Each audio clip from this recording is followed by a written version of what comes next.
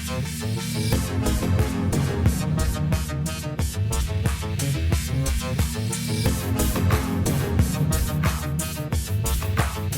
Sci-Horror Film Podcast.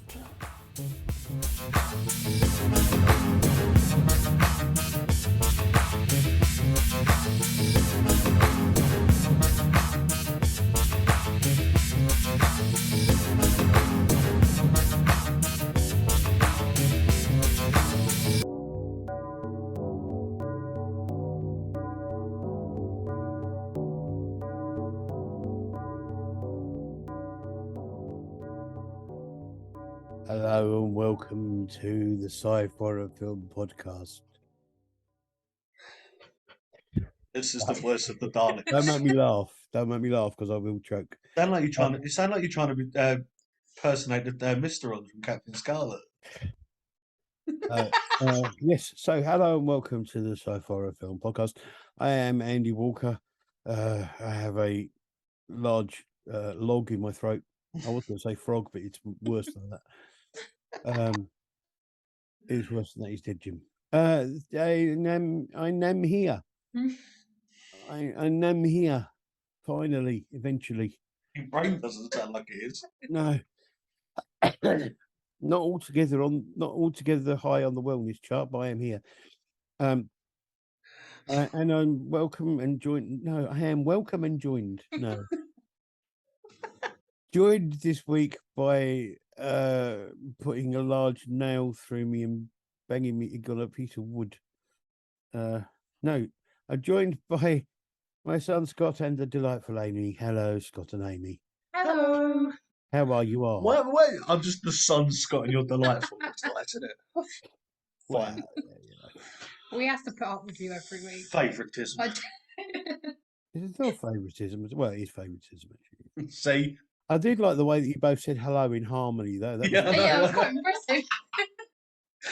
That's what happens when we're with each other. We start talking the same. I have to get you as backing vocalists on something. Yeah. Just the joys of us having done. So the one time we do harmonise, my voice is quite deep and Amy's is high, so it's the one time when we say hello at the same time, we sound all right.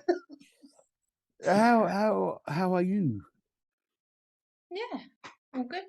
Yeah, better than you by the sounds of it. Oh, Trying to change for once. I have had. We have had a bug thing bouncing around the house. It's not a nice thing to call Pete. No. I knew things were bad because of the fact that he didn't sleep one night and got up in the morning and was feeling sick, and then just went back to bed and stayed there for an entire day. And I thought that's very unusual for him. Yeah.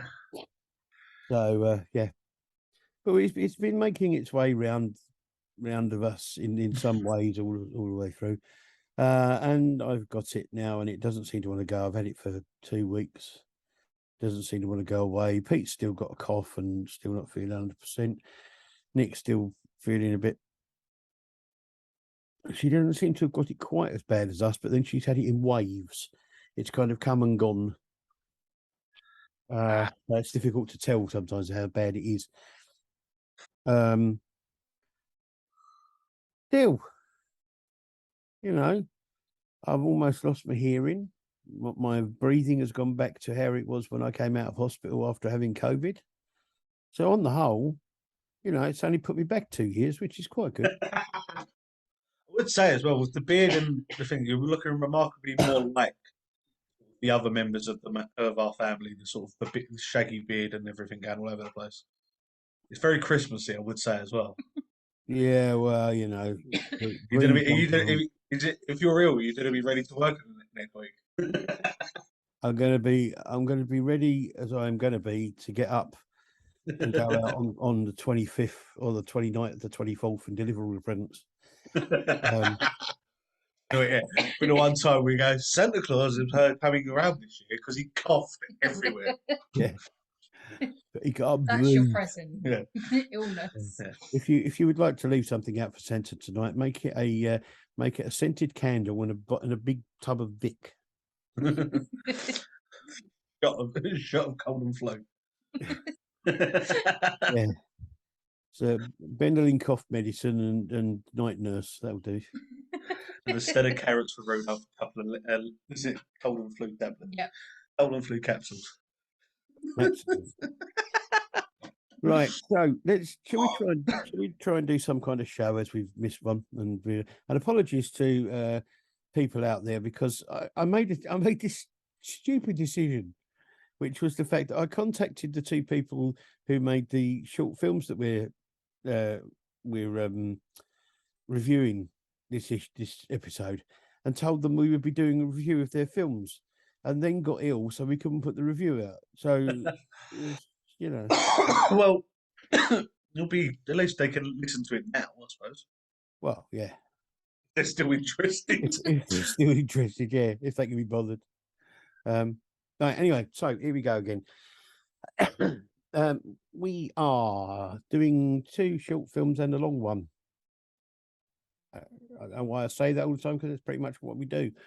They're going to start off with a short horror film thing from 2021 called Make a Noise. This was made by John Kent. He was the director, writer, editor, and did music.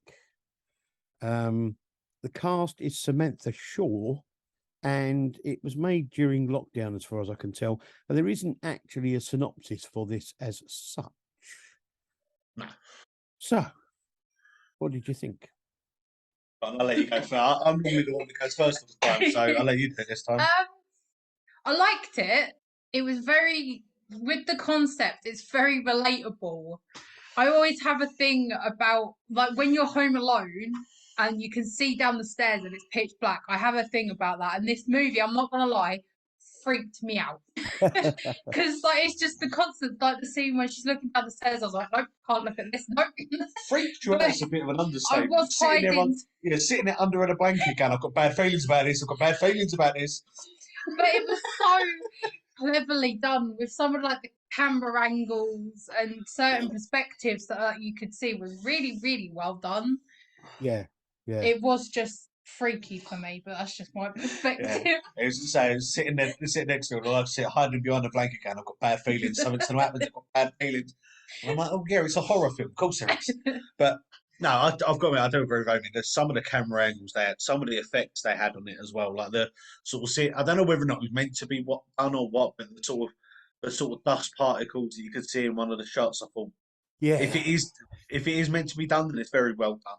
But the shot looking into her eye, I thought amazing. Yeah, I mean, some of the camera work was really, really good. The thing I like about this film, and about we've seen it a few times, is the fact that this isn't the sort of story or a film idea that we haven't seen before. Yeah, it's been done a lot of times and that sort of thing. But the way they build up the tension and the camera angles and the music and the sound and everything make it work so well. It really, really works well, and I really like it. I thought it was a really good version of this sort of thing. As we sort of said before, though, it's another film that's very good with pretty much no speech in it at all. Yeah. There's like the little bit, obviously, from when she's listening to the TV and the voice of the emergency services that she calls. That's it. And I think it's so well done. I think the effects are really good as well. Yeah, I mean the hand coming over the banister is done really well, and just the sound effects and the effects of the actual physical effects were done really, really well. And I'm amazed. I've been amazed at some of the films that have been made during lockdown with just one or two people, and how well they've been made, how good they are. It just goes to show you don't need necessarily to have lots of money and lots of effects and everything to put together a good little film with a good storyline. It was really simple but effective. I think it was like the perfect amount of time for the film because it grabbed you enough where it didn't drag it out too much and made it boring or predictable. With the length of it was perfectly done because it drew you in and then it was over and you're like, wow. It took you on like a whirlwind of like full suspense throughout the film. Yeah, no, I agree. I think it worked really well at that length. It was I think if it had been a bit longer, it would have been could have possibly have started getting a bit like what's something going to when something Yeah. going to happen or what's Yeah, I agree. I agree. I think the length fit because it's almost like I think if it had been any longer, it's almost like you'd have to try and find things to fill with it. And I yeah, think the suspense that they put into this, even though it's only just under a 5 minute film, I think it's so well done in that 5 minutes. yeah. I agree. Okay, so the second film we're doing is a sci-fi film. It's a short film from 2022 called Trace. This is on Can't Planet Films, written and directed by Jared Taylor Smith. The cast is Robert Cumming and Joshua Gazbinche, I think it's pronounced. The synopsis says a desperate mercenary is hunted down in an apocalyptic desert for a mysterious object. Yeah. So again, I don't. It's not an idea I haven't seen before. Yeah, But I really liked it. I think that the effects were really good and the cinematography worked really well. Some of the CGI looked a little bit odd because of the perspective didn't quite look right, Yeah. or the angle yeah, didn't quite look right. But I don't know, I like it. The odd thing about it is it's one of the few films you've seen where I actually felt that it seemed like it was much longer than it actually was. yeah. I've got to admit, Yeah. it's just sort of it's only it's just under 10 minutes, and again, I sat there and I actually it's weird. I actually got more enjoyment until it felt like it went on for longer than some of the parts of the feature length that we watched. Yeah. Some of that sort of seemed to go past really quickly. This one seemed to sort of, I don't mean to sound like horrible, but like drag it in a good way for Yeah. it. It sort of made it feel like it was longer. And I Yeah. think it's just so well done. And yeah, I agree with you. The effects in it, some of them are amazing. I think some of the like sort of the way that it's been placed into the shot maybe could have done with being a bit tweaking a little bit. Other than Yeah. that, I feel it was a very well done film. Yeah, Yeah. I quite liked it. It's another one where we've seen this sort of concept time and time again. It was good. It was enjoyable to watch. It's definitely one if you haven't seen it, just give it a watch and like decide for yourself. There was like you both said, like some of the perspectives were a bit off, and you could definitely tell where more of the budget was placed than in Yeah. other regions. Like when you look closely at the weapon design, you can see that money hasn't been a lot of money being put into it because you can see that they have made props because of Yeah. all the paint marks and stuff. But it was really cool. Like the costume designs were good. The weapons did look really cool. They were well done. If they're all handmade, then fair play to them. They looked really well done. It was definitely it was an interesting one. It was just like Yeah.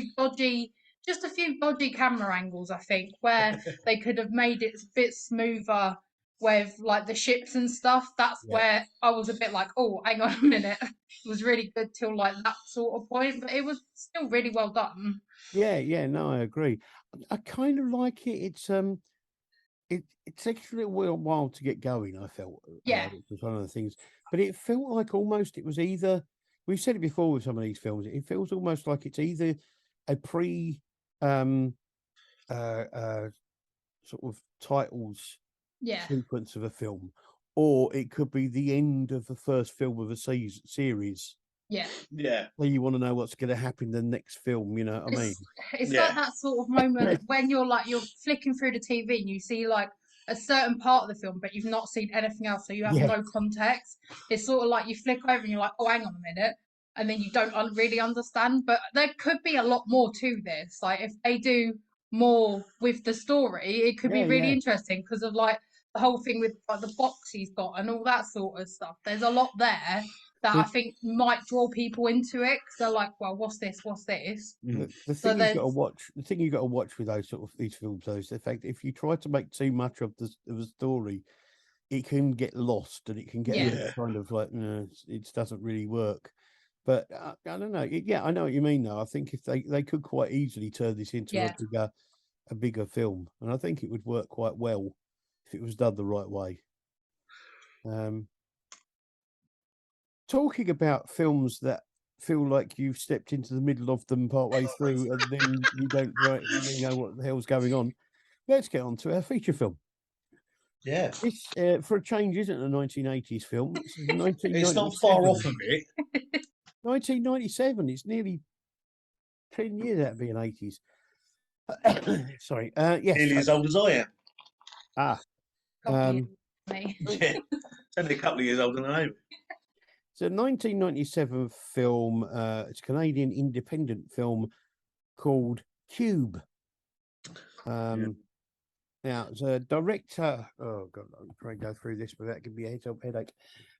Director is Vincenzo Nali. He did some short stuff and TV stuff in the 90s, 2010s, and the 2020s. Now, he was also one of the writers as well.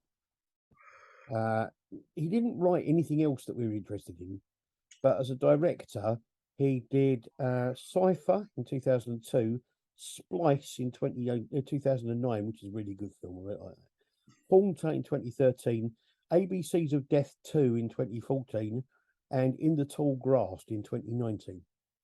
Ooh. Yeah.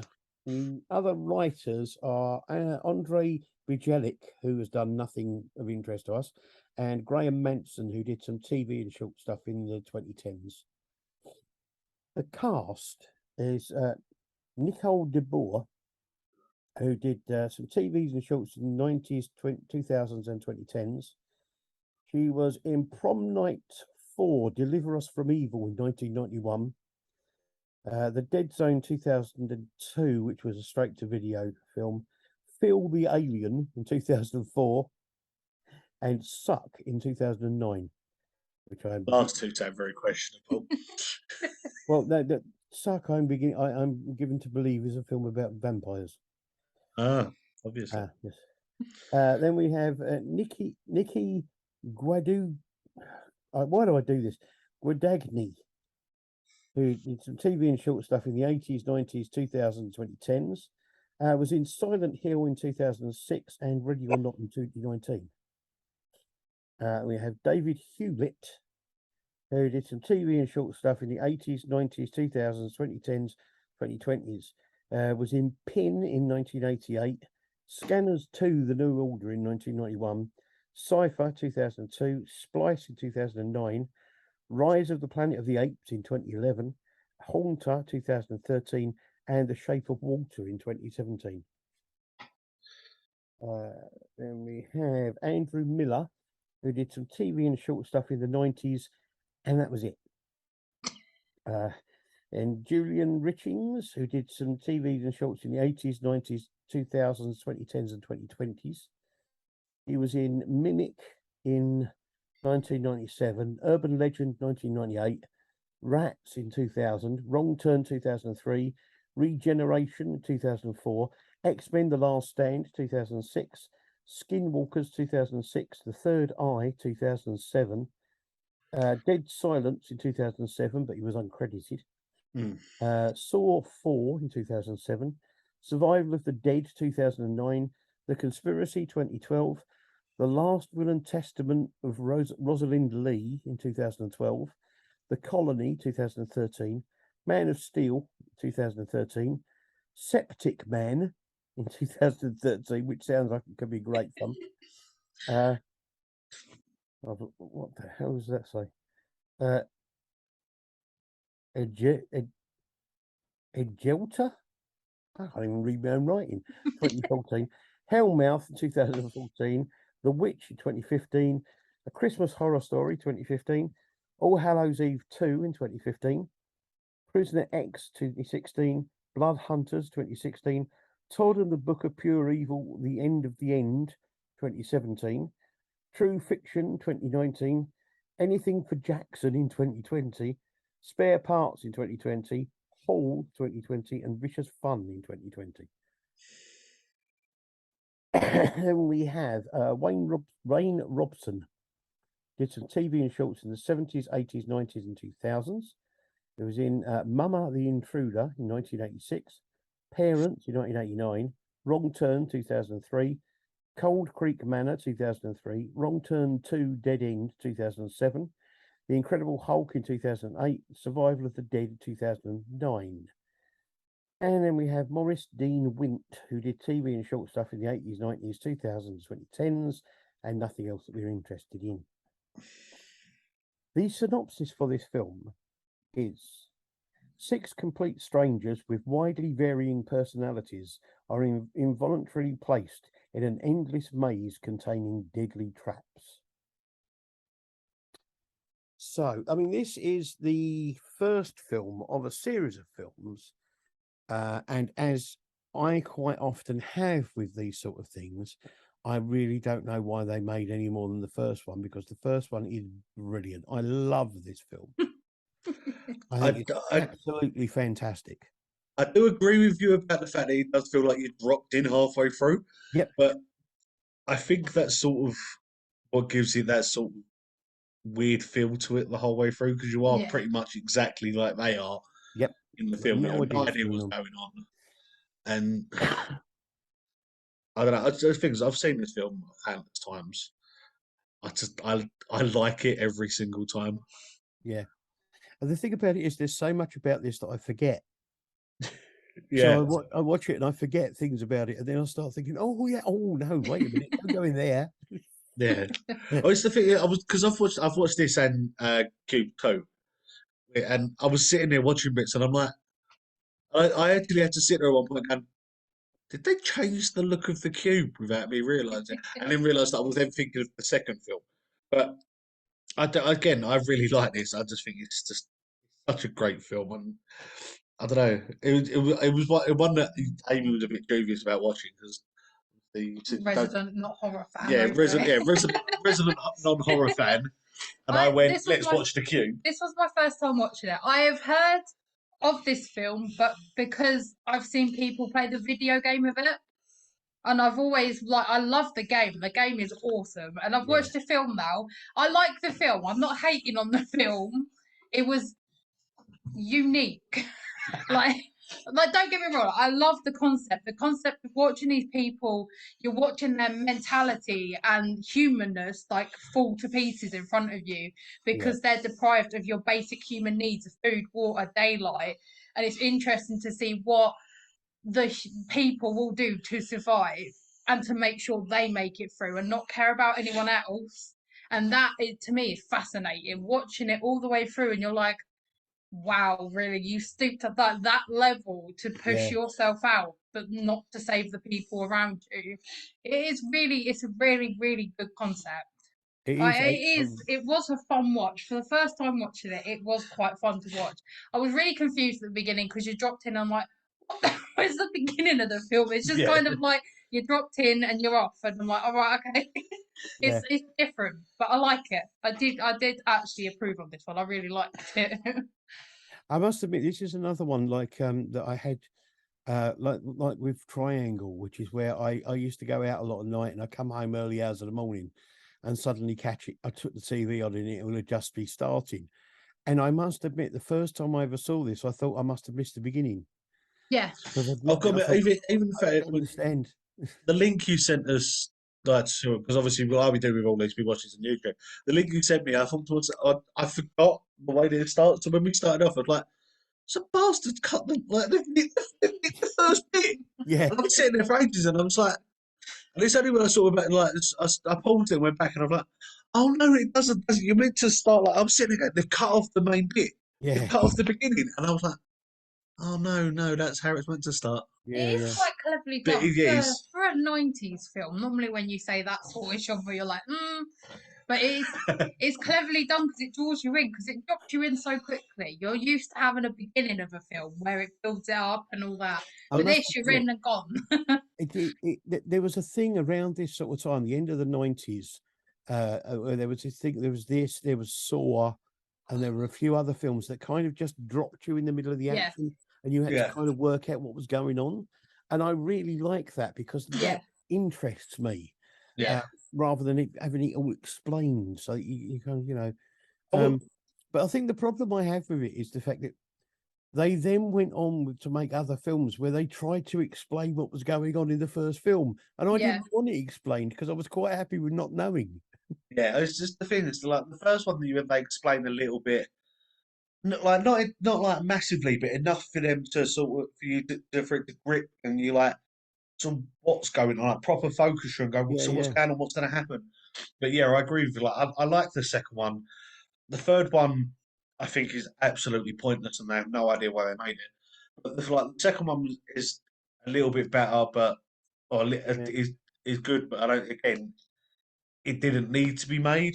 But I so like I love this one because of the fact it's one of them moments, like you said, it's a very weird concept to sit there and have you can have someone explain to you constantly over and over again about what the human body and what the human mind goes through when they're deprived of water and yeah, food and being told there's no escape and the only thing you can do is either stay where you are, fight for survival, or die.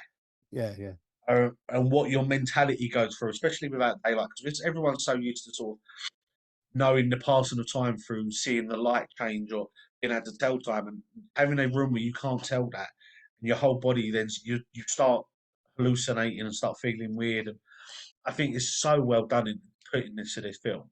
yeah, I absolutely. will say as well for a 90s film and we've watched 90s films on this where the effects on them are so awful.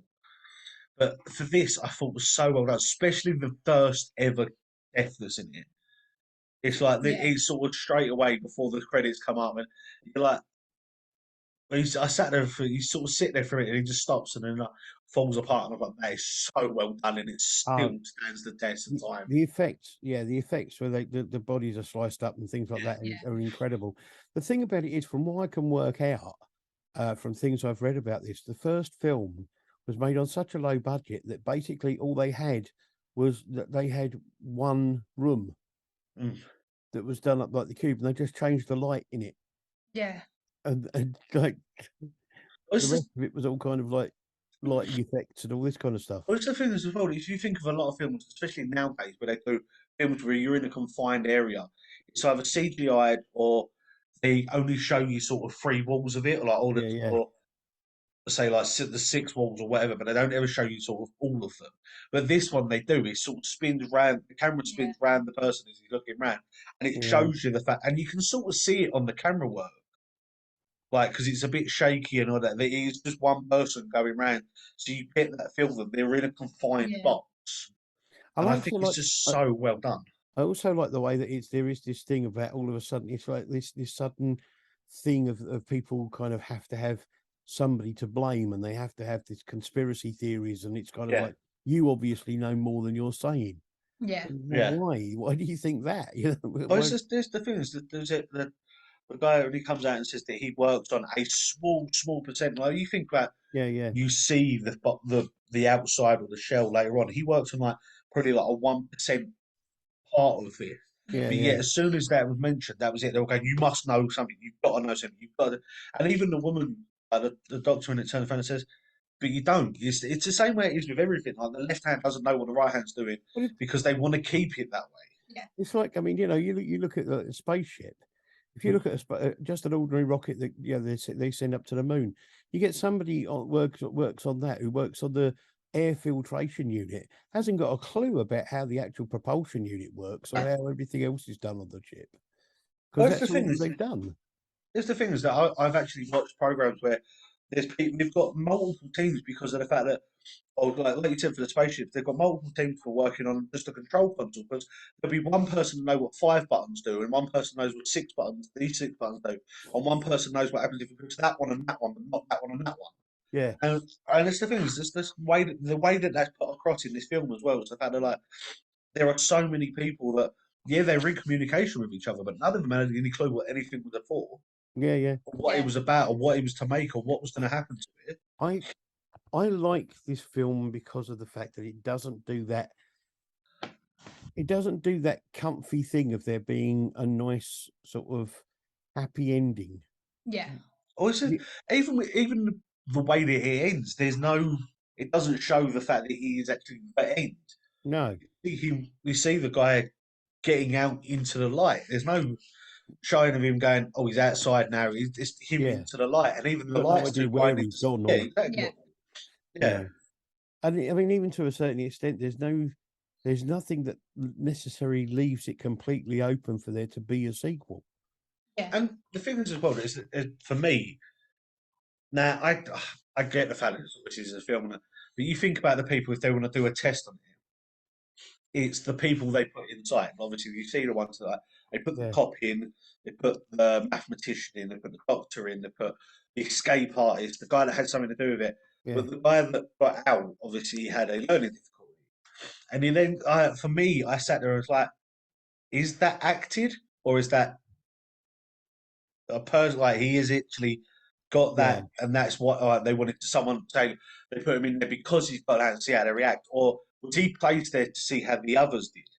Yeah. Yeah. I know what you And mean. it's that's that sort of feeling you get was he there because of the fact that he suddenly piped up and was able to do something when they needed that Yeah. Yeah. and was Yeah. able to explain. It's like, well, hang on a minute, if that was right, if and like, so for me, I sat there and like, if he got that sort of learning difficulty when she was reading out the numbers, he was there Yeah. first, he should have been able to go, that's what it is. And the thing about it is the fact that as well is that you look at the fact that all of these people were placed in different parts of the maze, Yeah. and they all kind of came together. And you just question, firstly, were they the only people in the maze? Yeah. Were there dozens of people? Were there people in every room? Were there? Do you know what I mean? Well, it's the thing is that they work it out to how many rooms are in there. Yeah. It's saying it's like, what is it? I think it was like 1,700. No, I think it was worked out about 17,000 Yeah, rooms. 17,000 blocks. And Yeah. it's the same point. It's like, that's a big blockage for Yeah. 6 people. Yeah. One of them dies at the beginning anyway. So it just makes There's you wonder, 7 people in total with the one person that died. were And it's there just other like, people in the yeah, other rooms or what was going on? You know. That's why this film, like coming from like obviously first time watcher of this, it's so clever. Like to begin with, I was a bit like, oh, this could be a bit daft. But then the more you watch it, the more that it gets deeper in Yeah. levels of like you start questioning everything. You Yeah. like you see the breakdown of the human mind essentially, and then you're thinking like, there's so many rooms. There's got to be other people. They can't have just gone. M6 will do. Then and let them do it. There've got to be more people in there, and like, I mean, did they have some levels with like food in? Because in the unless game, from the game's point of view, you go through like the rooms, but then they've got safe rooms where they can have food in it. So then you think, oh, are there rooms where you can go eat? Have they missed it? And there's so many like levels to this film. It's quite fascinating, really. yeah.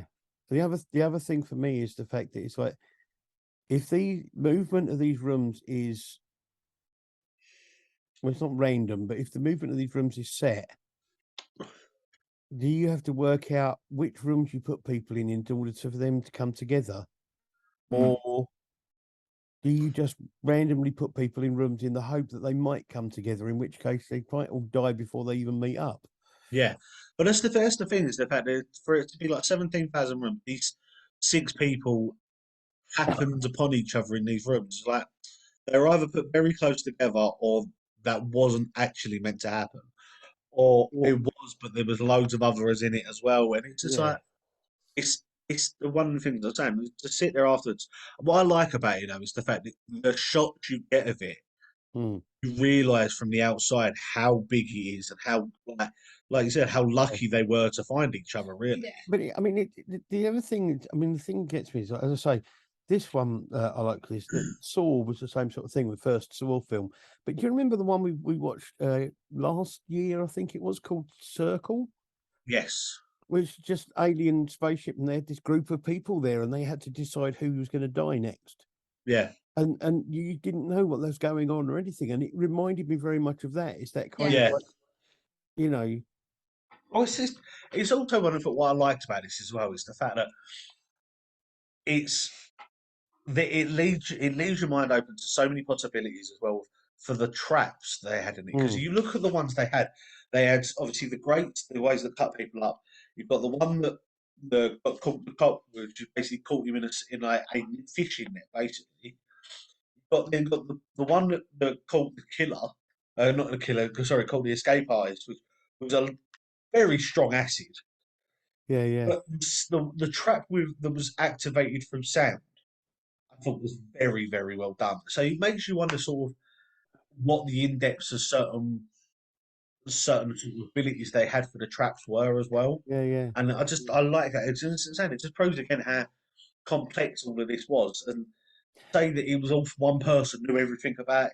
But the strange thing for me, I think, was the fact that because I was intrigued by the film and I really liked the film as it was, that I didn't necessarily want to find out more about what was going No. on because I was quite happy with it just being this complete anomaly, this really kind of strange, nobody knows what the hell's going on sort of story. I think it ruins it finding out because the way the magic they have is that it leaves your brain wondering about all these questions, and I don't want them answered. Yeah, I'm like watching it for the first time. I've looked at it. Normally, films give you why it happened and all this, but with this one, I'm like, I don't want to know because Yeah. it's so magical how they've made you feel and how they created this story. I don't want to know who's in charge or whatever. I'm quite happy with just thinking about it. It's going to be one yeah, of them things that you lay in bed and you're like, how, why, It's- what, when, Yeah, it's but just you don't want to answer it. that's Yeah. one of the questions that goes through my head is obviously like I still does, and it has done from the day that I've first watched it. It's the fact that you sit there and you see, and they say about how big this machine, this block or cube that there is in. If that just sprung up anywhere, now obviously I know that in America there's a lot of open space and you can hide stuff like that, and there is in certain countries I fully am aware of that. But 9 times out of 10, someone stumbles across something. yeah, To have this big of a cube, they would have to be then in a bigger building or underground or wherever. yeah, And that's what you sit there and run it through your head. It's like, how has this not been found? How does no one know? And it's not one of them questions that you like. Or for me, I don't want answered. It's just one of them things you sit there and like the in depthness that people will go through to make sure that their secrets are not found or yeah, whatever doesn't come out. And it's just one of the things. The fact you can have the biggest secret in the world doesn't mean it has to be shared out yeah. because of the fact that like this thing's saying it takes up a massive space, but no one knew about it. Yeah. And that's what I like about this is the fact that it is so secretive that none of them know what's going on, and they're all as confused as each other. Even the guy that had something to do with it had no idea how big it was. Yeah, absolutely. Yeah, no, I really love this film. I think it's a great film, and it's really worth watching. Really worth a watch. I do want to see something though. There is 3 films in this franchise. So they've got obviously Cube One, Cube Two, Horizon, and Cube Zero, which confused the life out of me. But there has been last year there was a remake done of it Why? because Japan like doing stuff like that. There's a Japanese remake as See, well. I find that really odd because the Japanese normally make really good films that we then remake really Yeah, badly. exactly what I thought. But yeah, they made a remake. So technically, there's three films in the franchise, but there's 4 Cube films. Yeah, I think from what I can work out, I think Cube Zero is actually a prequel. Yeah, It's which meant to be the actual building of the original cube or something. and that's just boring. Yeah. There you go. Anyway, so there you go. So we got 2 short films: Make a Noise, which we thought was a pretty good film, worth a watch. Trace, which was good, but for me it was a little bit long in places, took a bit slow, but it was okay. And Cube, which I personally think is brilliant. And I think we all enjoyed watching. I definitely recommend it if people are a bit wary like me about horror and all that malarkey. Watch this one because it's not scary. It's more of a psychological thing. Yeah. So this is Amy's stamp of watch it if you don't like horror. Don't do what we did actually, which is watch the feature length film, thinking this is going to scare the absolute life out of her, and then watch the short film afterwards, which terrifies me. I think the thing about it is this is another one of those films for me, Cube, which is kind of like this like crossover point between science fiction and horror. Yeah. Because because you don't know if it's aliens or if it's like government or whatever it is. Why is it there and all that sort of thing? You can't tell which it is. Yeah. But I'd really like it. I really think it's worth a watch. Yeah. Well, there you go. Thank you very much for being on the show. Thank you for having us. Next time we have a Christmas special Woo. because we have to skip a Don't show. woohoo. But next time we've got a I know Christmas what the special. films are. We have a 1970s horror movie called Black Christmas, which has been remade in the last. Well, it's weird. It's remade, but the name of the film changed because it's now technically called Black Xmas. Well, yeah. And we also have the Star Wars holiday special that we're going to be watching, which I've never seen that. I've never seen Black Christmas, I must admit. But I've never seen the Star Wars holiday special. I've always wanted to because I don't understand anything about it at all. How people from distant galaxies, that stuff that was supposed to have happened, I don't know, years from now or years before now or whatever, they would know anything about Christmas. Christ and Christmas, and they don't follow the Christian religion on any of the planets No. and any of the films. That'd be weird though if you found out Ewoks were Christians. It just make a lot of sense. It just kind of doesn't, it's all a bit like what. My favourite thing so far is I've seen a still from it in which they seem to be wearing Christmas jumpers, which I find quite incredible.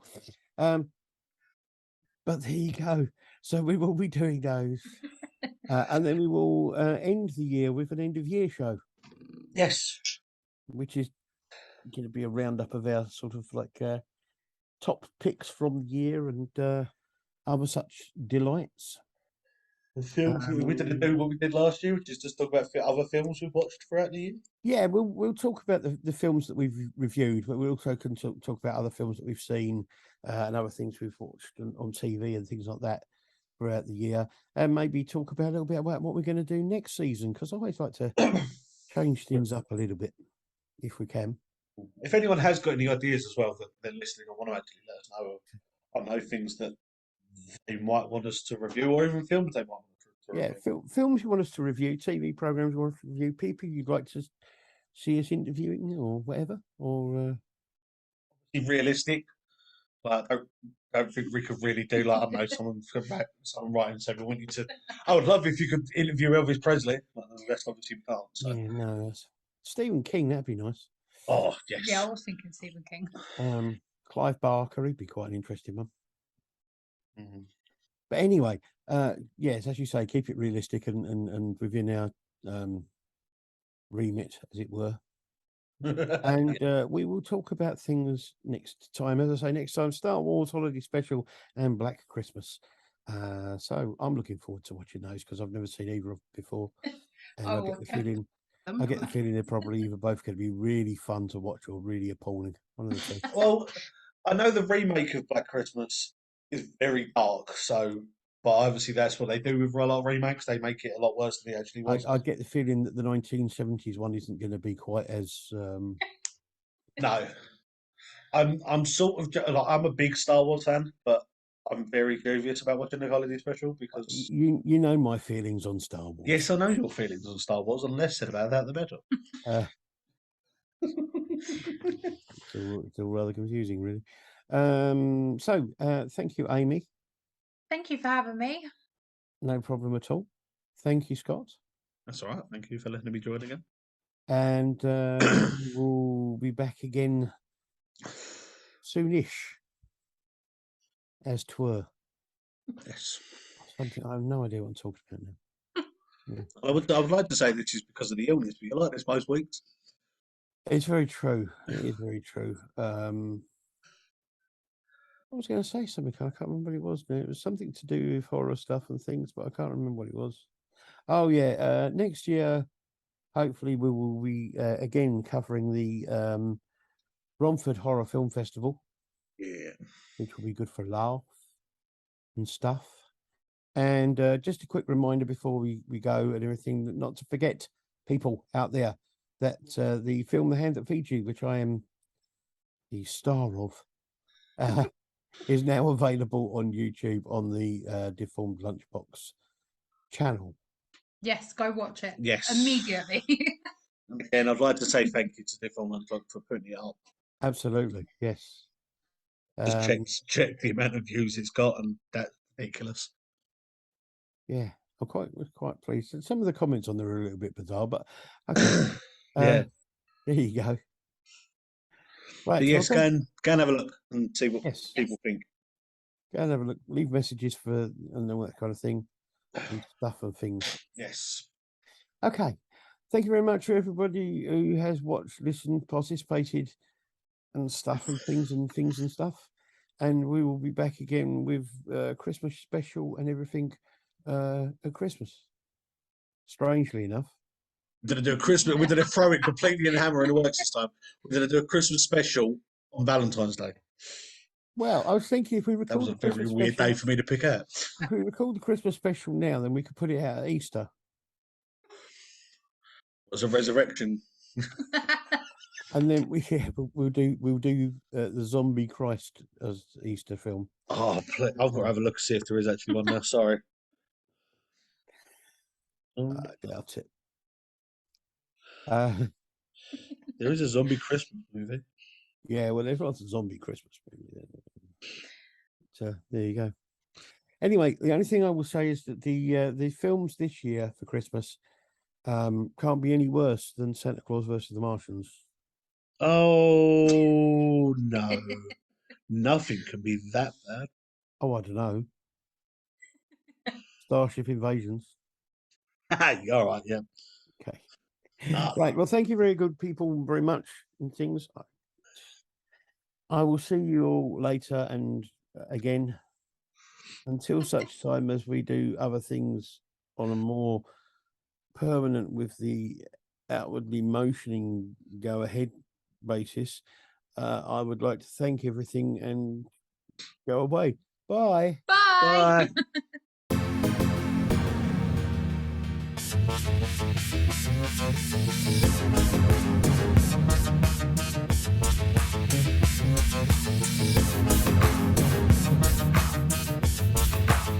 The Sci-Horror Film Podcast.